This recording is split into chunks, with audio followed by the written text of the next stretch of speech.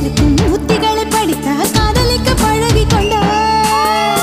புத்தகத்தில் இல்ல இன்பம் கற்று வைப்போமா, முத்தம் தராகிடங்கள் கண்டு முத்தம் வைப்போமா, ஆசை என்னும் அமுத ஊட்டிலே ஆடி பார்ப்போமா, ஆணில் பெண்ணை பெண்ணில் ஆணை தேடித் தீர்ப்போமா. சுல்தானே சுல்தானே